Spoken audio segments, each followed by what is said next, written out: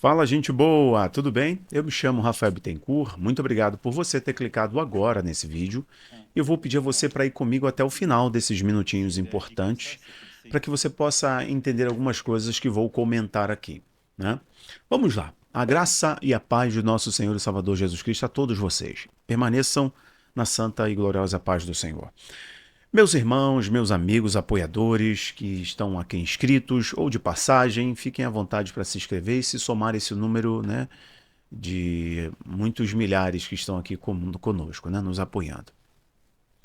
Bom, é o seguinte, o Emmanuel Macron, junto com algumas lideranças da Europa, estão levando o mundo a uma clareza de divisão de globalistas, belicistas que querem e lucram com a lavagem de dinheiro, lucram com a guerra e querem os espólios dessa guerra, a finalização dessa guerra na Ucrânia. Eles querem uma fatia muito maior. Envolve questão de logística, questão de geopolítica, envolve energia, certo? Envolve pacto de proteção, envolve girar a indústria da guerra, que eles tanto se beneficiam. Emmanuel Macron, mais uma vez, deu sua crise de histeria, mas que é pura bravata, porque ele sabe que não tem como enfrentar a Rússia. A Europa já há um tempo fez opção e até fez tratados, né, internacionais, tratados europeus de não guerra, de não proliferação de armas de destruição em massa e tudo mais. Né? Não houve um apelo a valores altruístas de soldados darem a vida por uma causa maior, darem a vida pela nação, se compararmos aos movimentos que outras nações fizeram, como os próprios Estados Unidos, como a China, como a Rússia fez.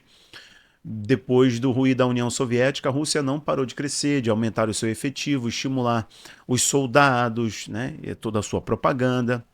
E nós vemos hoje os homens ocidentais se feminilizando, né, se tornando menos másculo, porque a masculinidade é tóxica, e toda essa balela da escola de Frankfurt que dominou assim, com todos os seus tentáculos, né, suas variações, eles conseguiram subverter os valores mais importantes da masculinidade. Né? Com isso, é óbvio que entra aí várias outras culturas, como a cultura woke e por aí vai. Bom, mas não é o caso aqui. O que eu quero mostrar para vocês é que o Emmanuel Macron disse que a França protegeria a Europa com seu guarda-chuva nuclear. Guarda-chuva nuclear são armas de destruição em massa posicionadas em locais estratégicos que teriam capacidade de reagir a qualquer ataque, né, de inimigos, né, de ataques nucleares. E a França acionaria esse guarda-chuva nuclear, né, para poder, no caso aí, alvejar território russo. E o presidente russo, Vladimir Putin, disse o seguinte, olha, eles precisam lembrar do destino de Napoleão quando ele invadiu a Rússia. Esse foi o destino dele, esse será o destino destes se tentarem guerra contra a Rússia. O que acontece é que o próprio Lavrov, lá o ministro russo, disse que a declaração do Emmanuel Macron e de alguns líderes europeus que se reuniram após a conversa do Zé com o Trump na Casa Branca, deu aquele chilique no público, mas tinha sido combinado algo internamente. E ao público ele deu aquele chilique. Tudo isso é bravata, é negociação, trazer opinião pública. E ele foi chorar as pitangas com seus parceiros, né, europeus que lucraram com a guerra, que tem a questão energética, a questão de gás, né, para o continente, ter uma questão importante aí do projeto de poder político da galera do Grande Reset, dos globalistas. Né? Então o mundo está agora dividido entre os valores que o Trump prega, o que ele quer, né, o que os belicistas querem, o que os globalistas querem. E aí quem vai ficar com a melhor parte das fatias, não só de terras raras? É muito importante isso, porque tem uma questão China. Né? Se o Trump não conseguir, vou voltar, se o Trump não conseguir fazer um bom acordo para ter os terras raras que a Ucrânia tem em seu solo, tem também a Rússia tem uma quantidade exorbitante de terras raras. Só que o preço que os Estados Unidos pagariam para ter os terras raras da Rússia é muito maior do que ele vai ter, do que eles vão ter com a Ucrânia. Então Trump precisa fazer isso. Se não fizer, a China está no cangote. Ela pode fazer isso através de algum intermediário, né, de algum laranja. Ela faz isso com muita frequência. Em questão energética na América do Sul, por exemplo, né, em questão de infraestrutura, de logística, ela vai com seu soft power, seu poder suave, dominando os governos, dominando os países da América do Sul, da África, né, da Ásia e por aí vai. Então, se os Estados Unidos não fizerem isso, o jogo é game over. A China vai dar um salto gigantesco, mais do que já deu durante o período Biden, né? Bom, então a questão da Groenlândia segue o mesmo princípio, a questão de energético, a questão de manipulação do clima, de controle do clima, a questão de rota, a questão de minério. Groenlândia, por isso que o Trump tem falado sobre isso, né? Bom, enfim, voltando para a questão da Ucrânia. Então, para os líderes da Europa, tem essas questões, né? As mais obscuras das mais claras, né? Questão de energia, questão de proteção, a questão de geopolítica, a continuidade, a manutenção da guerra da Ucrânia.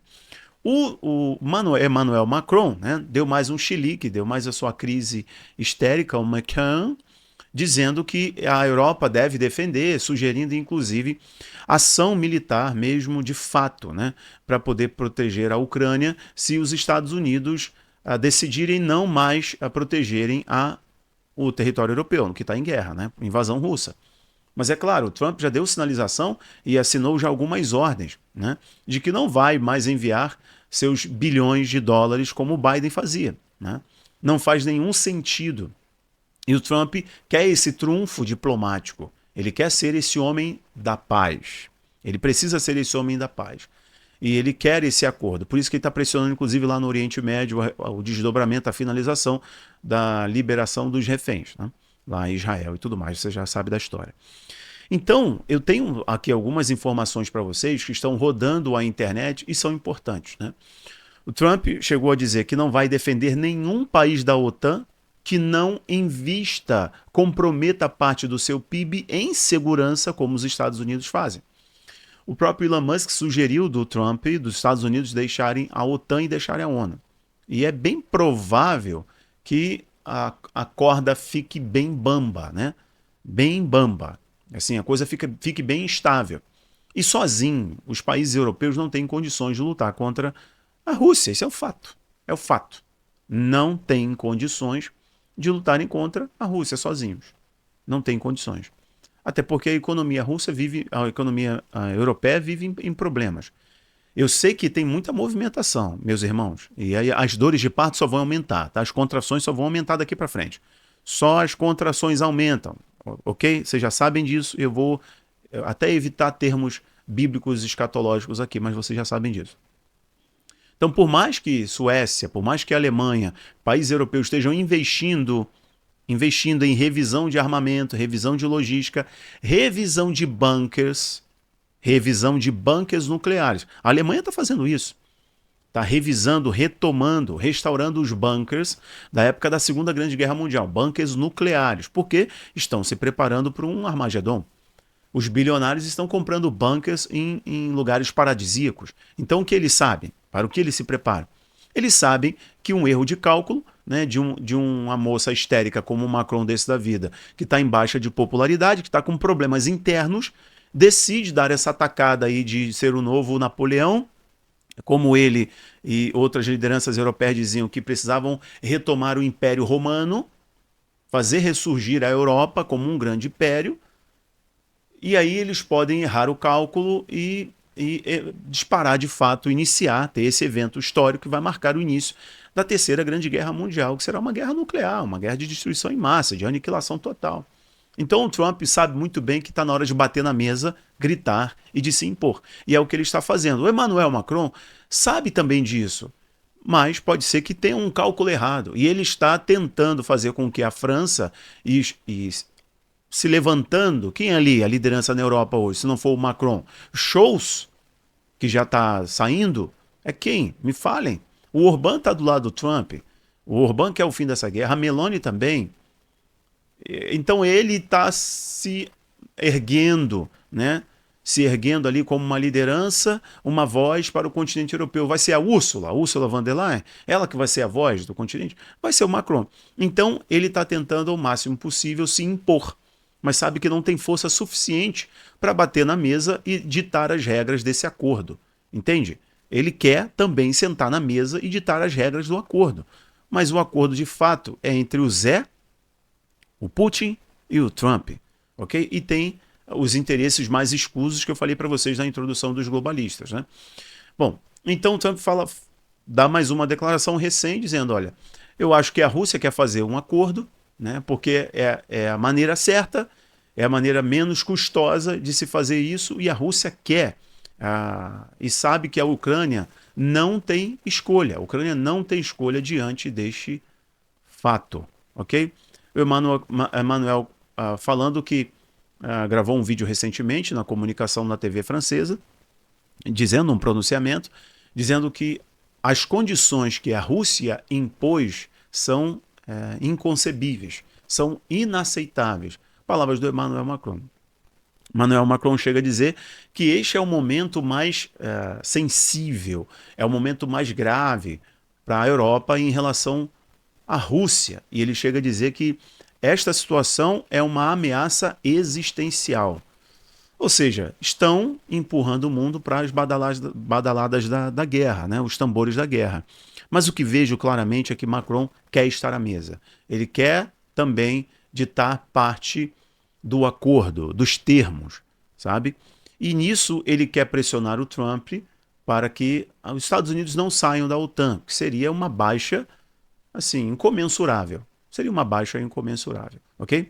Bom, senhoras e senhores, a situação beira uma terceira grande guerra mundial. Acho que já tivemos momentos mais sensíveis, mais cruciais, que poderiam levar o mundo à terceira grande guerra mundial. Eu acho que agora o fator decisivo é o jogador Trump, e ele tem maior diálogo com o Putin, ok? E me parece que o Putin quer os termos do Trump, e o Trump está forçando o máximo possível nesse cabo de guerra para saber se consegue vencer esse confronto com os globalistas, com os belicistas, e aqui eles têm interesses mais escusos, né, de mão oculta, que se movem nesses momentos aí de distopia, né, de grande baixa humana. No caso foi a guerra, como é toda guerra. Bom, é isso. Se você quiser entender um pouco mais de geopolítica, quiser estudar comigo, estudar escatologia com mestres na área, se você quiser saber sobre os primeiros teólogos da igreja patrística, se você quiser assistir filme cristão, documentários cristãos, documentários sobre perseguição, documentários sobre inteligência artificial, documentários sobre a igreja inclusiva, por exemplo, sobre teologia liberal, né? Teologia humanista, igreja inclusiva, essas coisas todas, nós ensinamos lá no Abaplay com documentários, vídeos, aulas e cursos para vocês. Você faz uma assinatura e tem direito a tudo, inclusive a e-books. Ó, o link está aqui embaixo, aproveita a condição especial. Um abraço, fique na santa paz. Um abraço, tchau, tchau.